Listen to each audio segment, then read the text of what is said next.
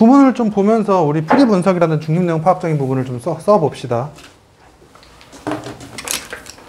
자, 중심 내용 자체는 아까 우리 이미 지워버렸지만서도 소셜미디어가 더 넓은 뭐를 하는 것처럼 보인다는 이야기 듣지.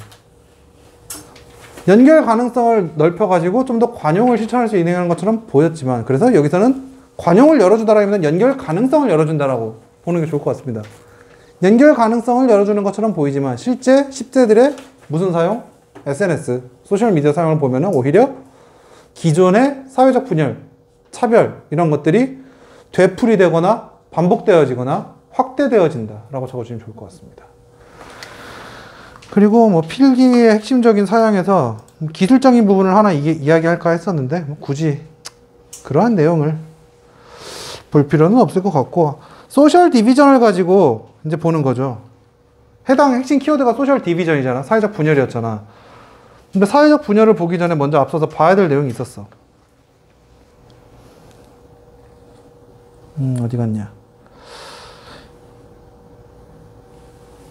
어디갔지? 왜 안 보이지?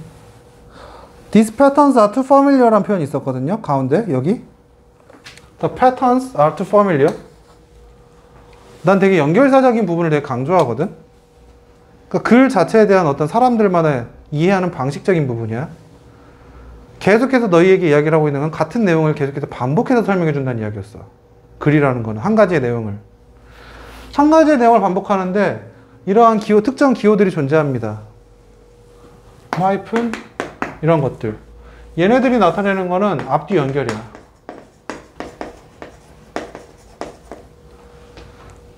앞뒤를 연결해 준다는 얘기는 말 그대로 같은 말을 되풀이해 준다는 얘기거든. 구체적인 설명이 되었건 예시가 되었건.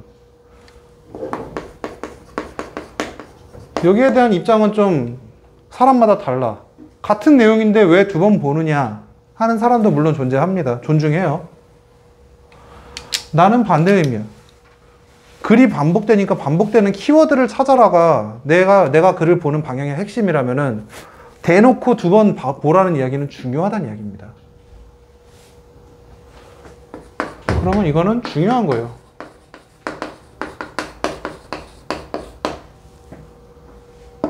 해당 문장에서 적용을 해서 한번 봐봅시다. 이러한 패턴들이 너무나 친근한 건데 이런 편견이라든지 인종차별이라든지 불관용이라든지 이런 것들이었지. 안 좋은 것들이었지. 차별적인 내용들이었지. 이거를 이후에 뭘로 뽑고 있습니까? 바로 밑에서 소셜 디비전으로 빼고 있잖아. 핵심어에 대해서 소셜 디비전만 놓고 봤을 때 너희들이 사회적 분열이다 라는 뜻을 알고 있었으면은 몰랐어도 되는 내용이야. 그러면 이거를 별로 중요하지 않다라고 보는 사람들의 입장은 상대적으로 나보다 단어를 좀 더 중요하게 생각하는 사람들이 되겠죠. 근데 난 내가 단어를 잘 못 외우기 때문에 유감스럽게도 내가 단어를 잘 못 외우기 때문에 나는 너희들이 이 단어를 가지고 100% 여기 있는 학생들이 모두 다 사회적 분열이죠. 그쵸. 알죠. 라고 생각하지 않아. 그래. 고개를 끄덕여줘서 고맙다. 그러면 대충 나타내는 게 중요 키워드라는 느낌만 가지고 가는 겁니다. 답까지는 아닐지라고 하더라도. 그러면 뭔지 모르겠는데 새로운 개념이 나왔는데 사회를 쪼갠데 그럼 이제 내용에 대해 이해적인 부분을 해야지. 편견이란 말에 숨겨져 있는 뜻은 무엇입니까? 편견을 가지고 본다는 건 사람을 차별한다는 얘기잖아. 인종차별주의. 말 그대로 차별이잖아. 레이시즘. 불관용. 관용이 지금 반대말이죠. 불관용. 관용하지 않는다? 누군가를 보고 이해하지 않는다. 차별이라는 얘기가 되겠죠. 나는 나, 너는 너. 나눠버린다는 얘기니까. 그러면 굳이 여기서 더 소셜 디비전이라고 줬으니까 나는 이게 이거구나. 이거를 설명해 주는 거구나. 라고 받아들일 거란 이야기죠. 그리고 실제 답으로 갔을 때 이러한 부분이 5번의 이제 답에서 오프라인 소셜 디비전. 현실에서의 오프라인전의 사회적 차별이라는 게 mirrored in and magnified on teen social media. 그대로 답으로 이어지고 있습니다. 중요하게 반복되는 키워드고 핵심 키워드를 설명을 할 수 있다는 거죠. 충분히 이런 기호적인 부분으로도. 그리고 만약에 이제 소셜 디비전을 몰랐다 그러면 사회 계층이잖아. 사회 계층이 왜 차별이에요? 라는 이야기를 할 수도 있다는 거죠. 단순하게 계층. 뭐 어른과 미성년자와 성인이라고 했을 때 그게 차별이라고 볼 수는 없는 거잖아. 근데 소셜 디비전은 맞거든. 디비전이라는 게 어떤 부서, 나눠진 부분이라는 얘기를 하기도 하니까. 분할을 이야기도 하니까. 그런 부분들에 대한 추가적인 설명이었다 정도로 보시면 좋을 것 같습니다. 3번으로 넘어갈게요. 4번이 어려웠고 4번을 하고 싶었는데. 물론 3번도 중요합니다. 3번은 일단 답은 2번이거든요. 답은 2번인데 이거는 좀 내가 처음에 할 얘기가 좀 있어. 유형이 좀 다르잖아. 밑줄 추론이잖아. 밑줄 추론은 좀 조심하셔야 돼요.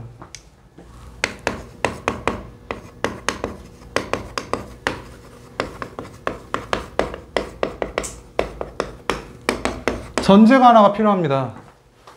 밑줄 추론의 내용을 가지고 뭐 지금 벌써 그게 되는 학생들도 있고 안 되는 학생들도 있고 좀 다양한데 대충 지금 해당 문제 보면은 Those who hold their card too close to the vest are rarely the ones who play the winning hand 라는 이야기인데 이게 바로 직역해서 의미를 뽑아내면은 카드를 내 가슴팍 좁게 너무 붙이고 있는 사람은 이길 수 없다는 얘기가 되거든요.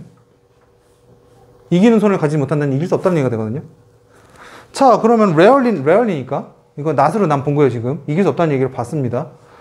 자, 그럼 이게 의미하는 바가 뭘까라는 거지. 가슴에 카드를 붙인다고 의미하는 게 뭘까? 내 패를 가슴에 붙이고 있다는 얘기가 도대체 뭘까라는 거에 대해서 너희들이 좀 비문학적인 지식이 뛰어나다라고 하면은 바로 이해를 할 수 있어요. 보기와 연관시켜서 보면은. 내 거를 가리는구나, 숨기는구나. 혹은 비문학적인 이해가 뛰어나 혹은 너희들이 나에겐 이야기 안 하지만 집에서 취미가 뭐 도박이라든지 왜요? 도박이라면 좀 이제 부정적이니까 갬블이라든지 같은 말인데 이상하게 갬블은 좀 긍정적인 느낌이 들죠. 갬블러 하면은 직업이고 뭐 실제로 이제 저는 뭐 성인이다 보니까는 연말에 이제 뭐 추석 이런 명절 때 보면 카드 하잖아요. 고스톱 이런 거 치잖아. 자, 그러면은 그런 경우가 생긴다고요. 처음 하는 사람들이 계속해서 이걸 이렇게 보고 있다고. 처음 하는 사람들이 이길 수 있을까? 이길 확률이 굉장히 낮다고. 물론 비기너의 럭이라는 거 있지만 그럼 이러고 있는 애들은 지거를 이렇게 숨기고 있고 이길 때만 한다는 얘기고 이게 드러난다는 이야기예요. 그래서 사람들이 그걸 눈치채고 그냥 얘가 좋은 걸 들었을 때는 나는 안 하고 얘가 표정이 안 좋을 때는 한다는 얘기니까 그걸 바로 이해해버리면 바로 2번이 나와요. 내 것만 챙긴다는 이야기.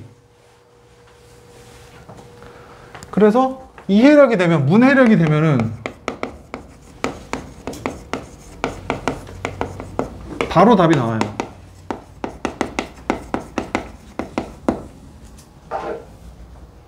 이거를 근데 강조하고 싶은 내용이 아니야. 이게 너희들의 실수라는 거야. 근데 이 실수를 너희들이 찾을 수가 없어.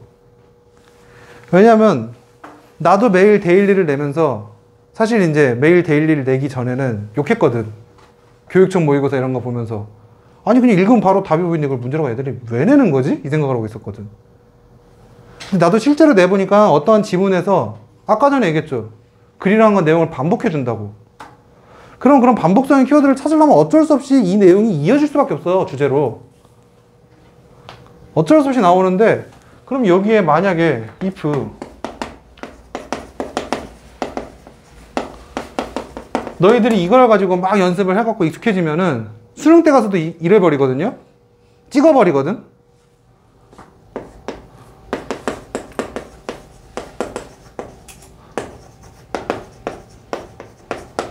근데 수능에서는 100% 오답입니다.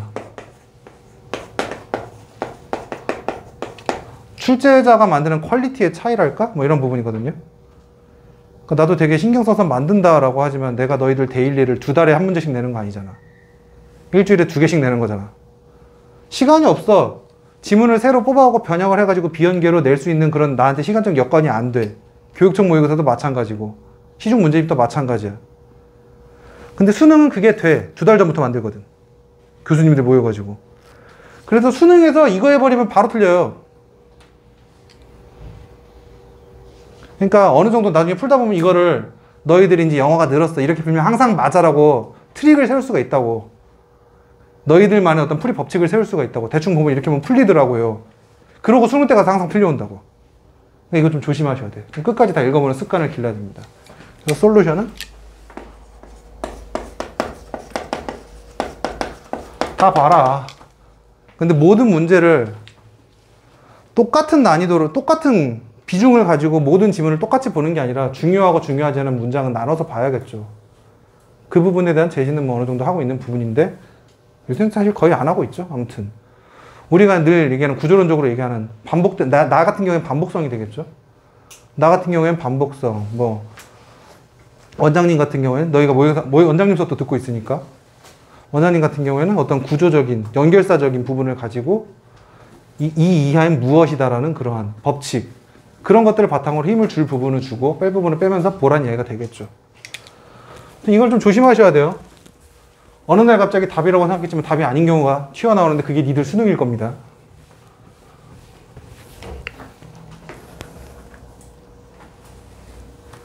한번 봐봅시다. We are often told. 우리는 보통 종종 말해짐 당합니다. 듣는다는 얘기가 되겠죠. That there is no innovation. 혁신이 없을 거예요. Without competition. 경쟁이 없으면 혁신이 없을 거래요. 우리가 종종 듣는다는 이야기는 이거는 남들이 우리한테 얘기하는 거고 남을 우리는 사회로 보셔야 돼요. 상식적인 부분으로 보셔야 돼요. Which is 뭐 여기까지 잘라놓고 나서 일단 한번 적어봅시다.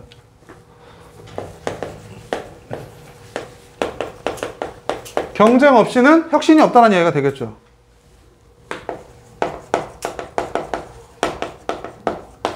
그리고 아까 계속해서 얘기했죠. 문해력이 굉장히 중요하고 숨겨진 맥락을 파악해야 된다고. 자, 경쟁이라는 얘기를 하고 있습니다. 남과 싸워서 이겨야 되는 겁니다. 경쟁을 하려면은 우리는 남과 정보를 공유해야 됩니까? 안 해야 됩니까?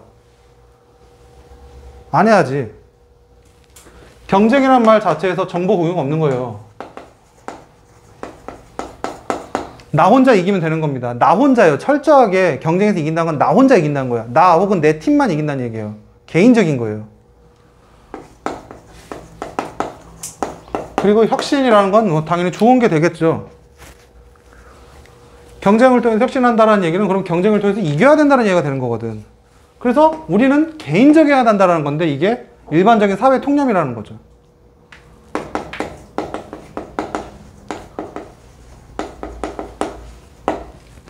Which is absurd. 이거 말이 안 돼. 반박하는 겁니다.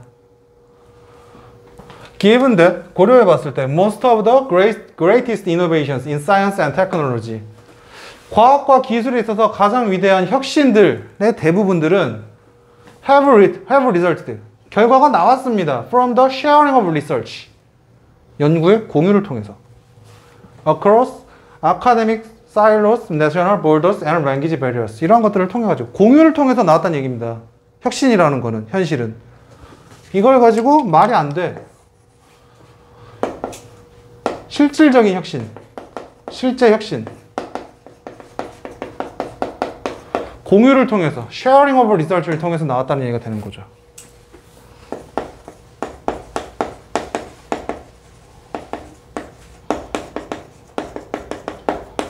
그러면 이러한 사회 통념이 잘못되었다는 이야기가 되겠죠. 뭐 너무나 이제 저 혼자 막 떠들긴 했는데 경쟁이라는 게 개인적이라는 개념이 좀 이해가 돼줘야 됩니다. 그래야지 이게 대립이 돼요. 공유랑 경쟁이라는 게. 좀 비문학적인 부분이죠. 실제 혁신은 공유를 통해서 나왔고 이거는 실제잖아. 이거는 이론적인 거고. 왜냐면은 말이니까 검증이 안 되고 그냥 그렇다란 이야기니까. 이론이고 현실입니다. 현실적으로 봐야죠. 현실적으로 그럼 혁신을 하려면 공유를 하라는 이야기가 되는 겁니다. 그냥 바로 주제예요. 공유하라고가 주제예요, 이 글에.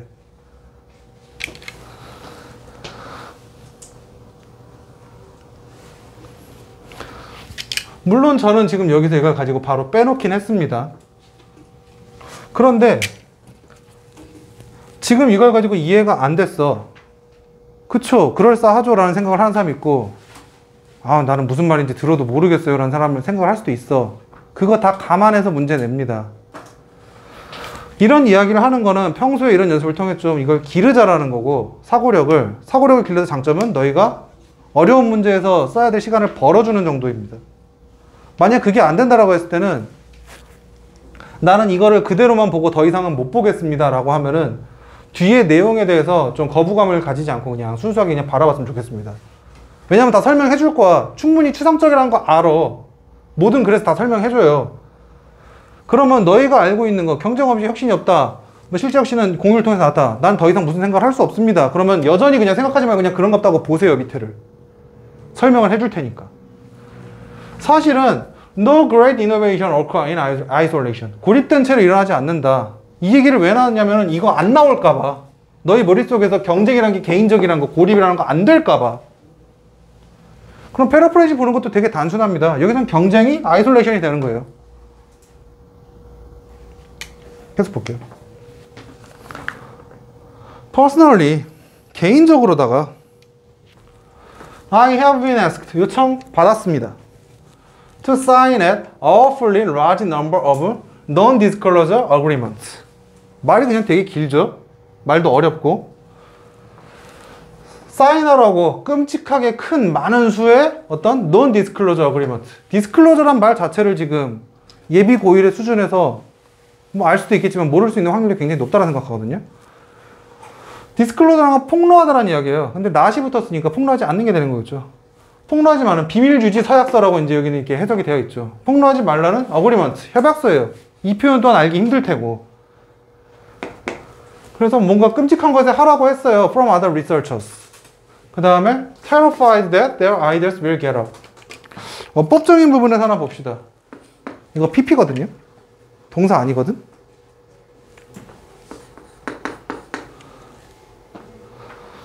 자, 그럼 말 그대로 그냥 여기 나온 해석대로 한번 봐봅시다.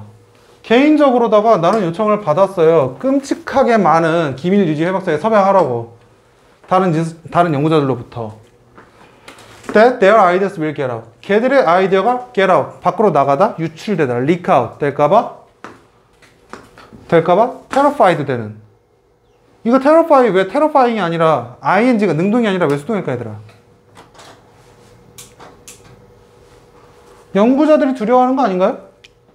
근데 왜 두려움 당한다고 표현했을까?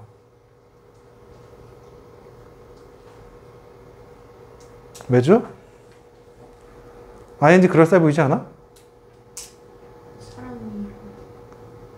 사람이니까 뭐. 두려워해지는 정보가 없는데. 그쵸. 정확하게 말하면은 terrifying으로 하면은 that 이하의 것을 두렵게 하다라는 이야기인데 지금 이거는 뭐 누출시키는 걸 두렵게 하다라는 게 아니라 얘들이 두려움을 당하는 거죠. by someone이 빠진 거죠. 그러니까 오해에 좀 소지가 있을 만한 terrify라는 말을 명확하게 외워놓지 않으면 좀 오해가 소지가 있을 만한 단어를 좀 열심히 봐야 되는, 단순하게 외우지 말고 좀 독해적으로 봐야 되는 그런 이유의 어떤 타당성 정도가 됐어요. 그러면 지금 여기에 나온 예시의 사람들은 어떤 사람들입니까?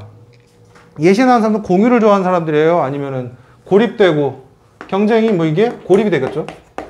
둘째 줄에서 고립을 좋아하는 사람입니까?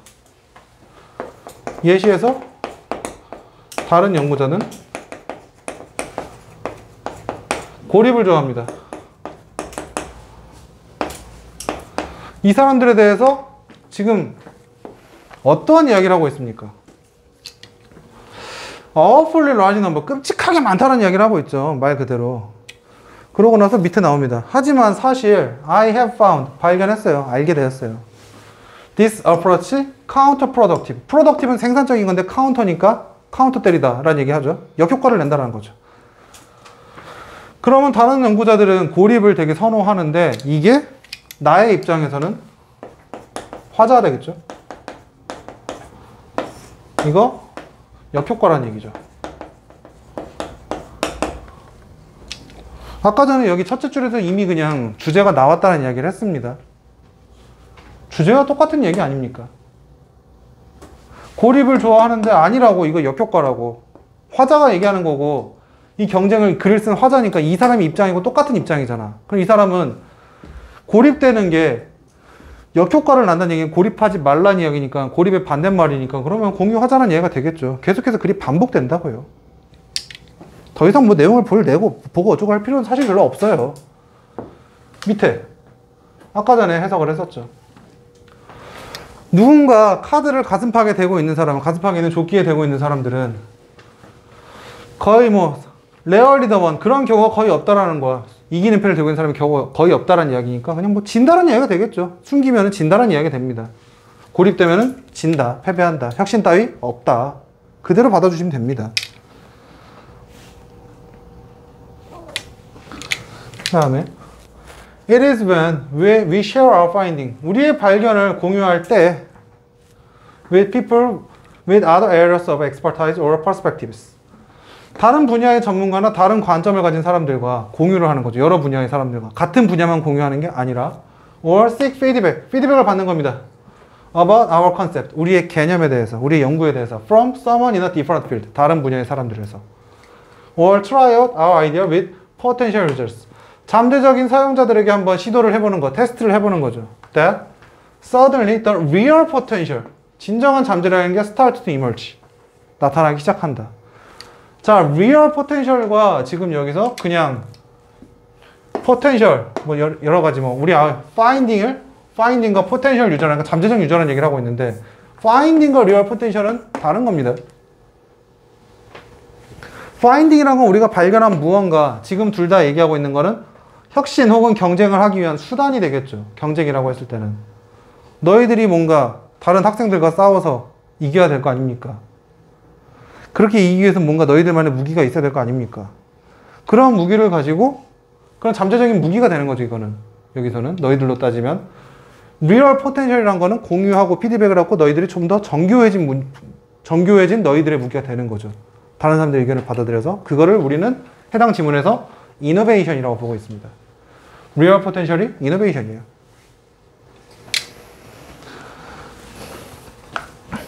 뭐 그래서 이제 보기 이제 1, 2, 3, 4, 5번은 해석을 해보시고 답은 2번이죠. 가슴에 붙이고 있는 사람들, 공유하지 않는 사람들. 그래서 refuse to share their ideas with others. 다른 사람들과 공유를 하지 않으려고 하는 사람들. 나머지 보기들은 뭐 딱히 뭐 나올 만한 부분들은 저는 못 느꼈던 것 같아요. 4번. 가장 어려운 거. 하지만 시간이 짧네요.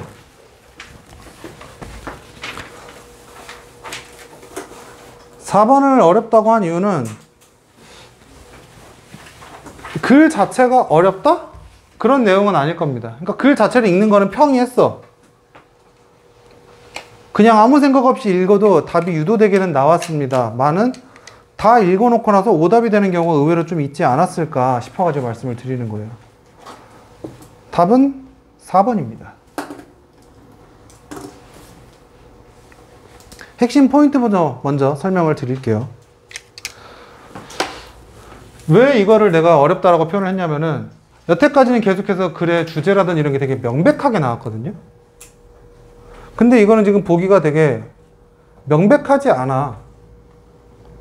글 자체에 좀 숨겨진 의도를 담고 있어. Broad Interest라고 하는데 이 Mechanical Technology in Medieval Europe이라고 하는데 이거에 대한 근거가 좀 빈약해. 왜냐면 예시가 지금 한 명밖에 안 나왔거든. 그래서 명확하지 않은 보기.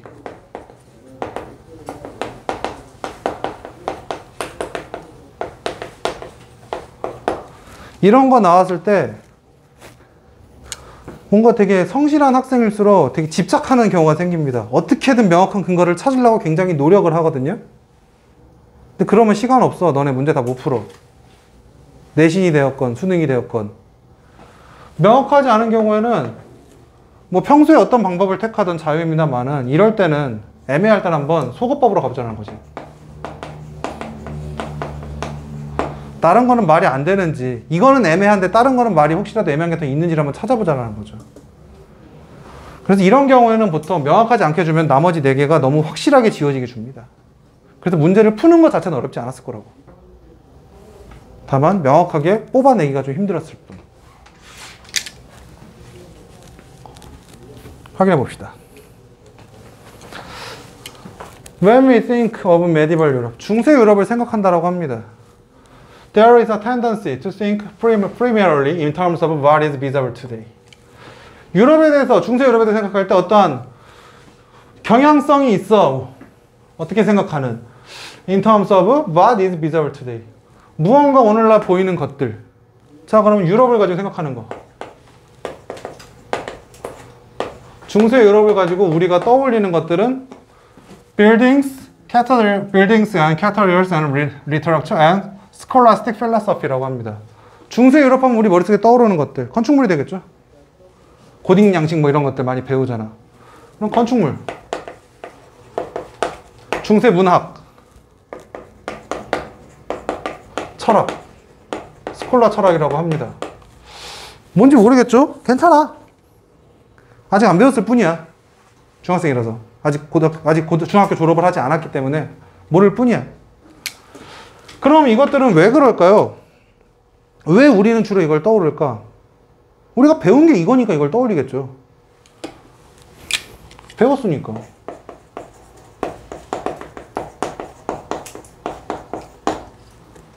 배웠으니까 이걸 떠오르는데 이거는 다수적인 관점이죠. 가르친다는 얘기는 다수에게 가르친다는 이야기죠. 하나 더 이제 필기 핵심 사항에서 소급법적인 방법 외에 하나 더 있습니다. 글을 구성할 때 너무나 당연한 거, 다수적인 의견으로는 글 구성하기 힘들어. 소수적인 의견을 주로 냅니다. 주제로 고른다고 했을 때 너무나 당연한 건 잘 안 나와. 참신한 게 나와야 돼.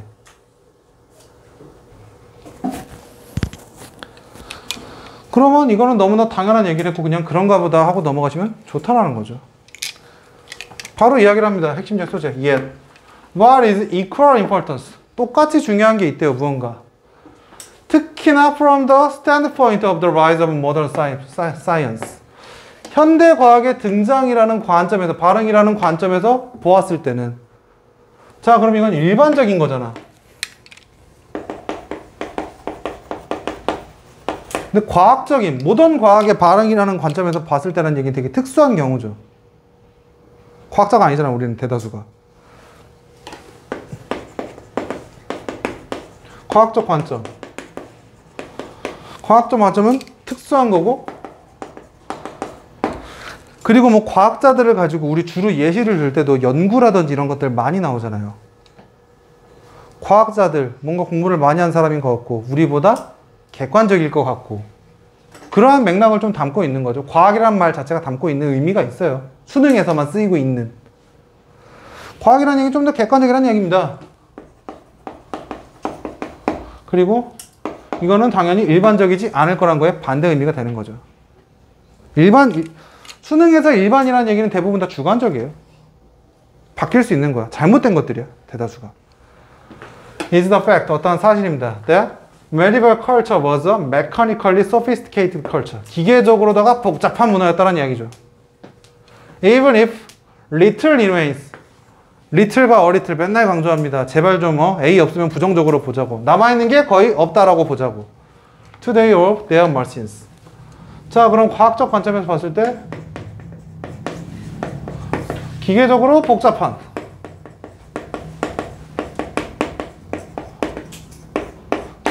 복잡한 문화라는 얘기가 되고, 이게 지금 특수하고 객관적인 관점이니까 이게 주제일 거란 얘기죠. 소재를 대입시켰으니까.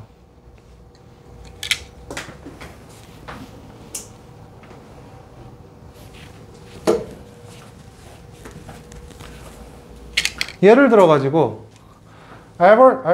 알베터스 마그누스라는 사람이 있대. 아퀴나스의 선생님이래요. 토마스 아퀴나스. 나중에 배우십니다. is rumored. 소문이 있었답니다. 예시가 됐죠. 그럼 여기에 대한 예시가 되겠죠. 위에 대한 예시가 아니겠죠.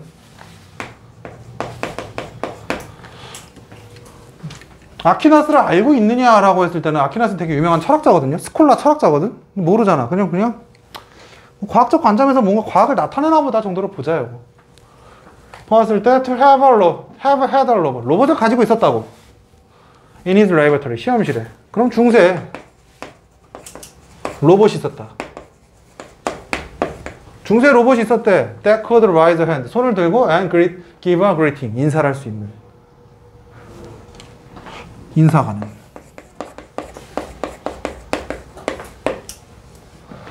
The story is no doubt Afrocypier. No doubt Afrocypier. 어려운 단어죠. 출처가 의심스럽다는 얘기죠. 그러면 no doubt이란 건 의심 없이 출처가 의심스럽다는 얘기가 되는 거죠. 굉장히 의심스럽다는 얘기가 되는 거죠. 이거 되게 뻥 같은데요. 진실이 아닐 수도 있는데요. 루머였잖아, 애초에. But there was in any case. 또한 다른 어떤 관심이 있었던 거, 어떤 경우가 있었어. A great interest in machines. 어쨌든 간에 중세에는요, 참인진 모르겠는데, 어쨌든, 기계에 관심이 있었어요.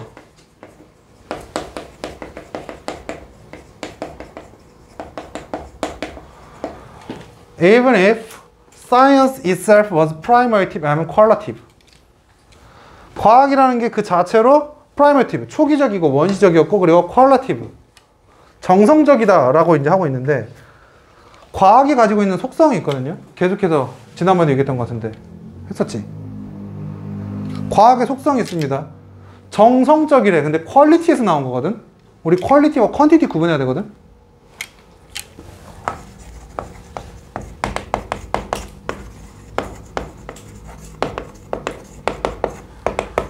질과 양이 되겠죠. 그죠? 기본적으로 다 알고 있는 단어잖아. 그러면 IV 형태를 붙여가지고 하면 질적인,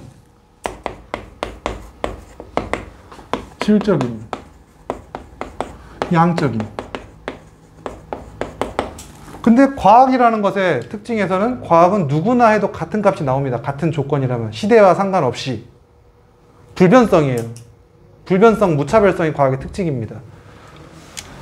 질적이고 양적이라는 얘기인데 여기서 이제 해석을 그러면은 이게 정성적이라는 얘기를 하고 있는데 그러면 퀀티티브라는 거는 양적이라는 얘기, 양적이라는 얘기가 되는 거거든요. 정성과 정량의 차이입니다. 정성과 뭐 정량의 비교가 되겠죠. 정성평가라고 하잖아. 우리 정성이라는 게 뭐니 말 그대로 에포트잖아. 노력이잖아. 자, 정성적이라는 얘기는 객관적이라는 얘기니 주관적이라는 얘기니? 주관적이라는 얘기야. 질이라는 얘기잖아. 질이라는 거는 얼마나 품질이 좋은지 우리는 명확하게 딱 그레이드를 나눠서 나타낼 수 있어? 없잖아. 그럼 정성적이라는 건 주관이에요. 양이라는 건 한 개, 두 개, 세 개 다 셀 수 있는 거잖아. 도식화가 가능한 거잖아. 그럼 이건 객관이에요.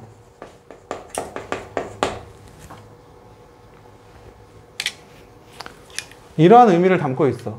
퀄리티와 퀀티티라는 질과 양의 차이에서부터 시작해가지고 파고 들어가면은 과학이라는 거는 철저하게 퀀티티브한 건데 왜 퀄리티브라는 거지? 초기라서 입증이 안 된 거야. 그냥 이론만 세워놓고 검증이 안 됐다는 이야기입니다. 그렇지 않을 거라는 거는 아직 검증이 안 되고 정성적이라는 거죠. 생각에만 그쳤다는 거지. 객관적이지 않다라는 거지. 얼른 끝내드릴게요. 눈들이 슬슬 풀려가기 시작하네. 왜 안 보내줄까? What is clear? 뭔가 명백한 것은 is that the spread of mechanical clock technology was underway.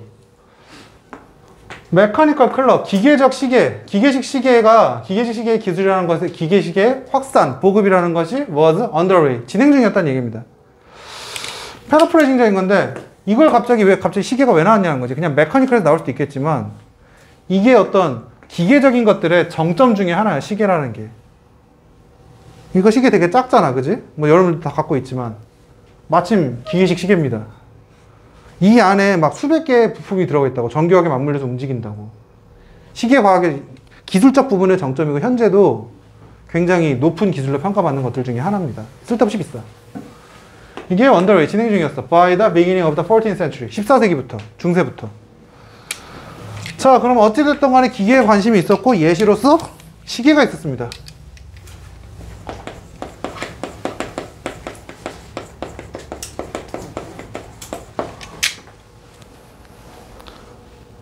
또한 it is also clear, 또한 명백합니다. that there was a multiplicity of machines. 다양한 기계들이 존재했다라는 것. there was, 그냥 exist라는 표현이 되겠죠. at this time, 이때 기계가 되게 많았어. with clock mechanism, 시계장치 구조를 가졌어. ranging from monastic alarms, musical machines and astronomical simulations to striking clocks. 뭐 여러 가지 이러한 것들에 이르기까지 굉장히 많은 시계에 대한 관심이 있었다는 얘기거든. 이게 많아. 그러면 지금 다시 보기를 내용을 들어왔을 때 보면은 중세 유럽에서 광범위하게 관심을 가지고 있었던 거는 지금 이 글대로만 보면은 어떤 메카니컬 테크놀로지인데 괄호치고 클락이에요. 클락. 근데 클락이란 표현이 지금 전혀 없잖아. 하지만 나머지 보기에는 지금 그 얘기를 전혀 언급을 하고 있지 않기 때문에 소거를 해놓고 마지막 남은 거 그냥 테크놀로지 안에 그냥 시계가 들어가겠구나 라고 생각하고 4번을 넣어주셔야 된다는 거죠. 굳이 이걸 가지고 시계 어디 있어요 할 필요가 없다라는 거죠. 중심 내용은 실험실에 로봇을 가지고 있었다는 썰이 있었대요. 그리고 시계장치 구조를 가진 다양한 기계가 존재했었습니다. 중세에. 따라서 중세 문화는 오늘날과 마찬가지로 기계적으로 정교한 문화를 가지고 있었다. 정도로 보시면 되겠습니다. 좀 시간을 많이 한 5분 정도 땡겨 먹었네요. 오늘 수업 여기까지 하도록 하겠습니다. 화이팅!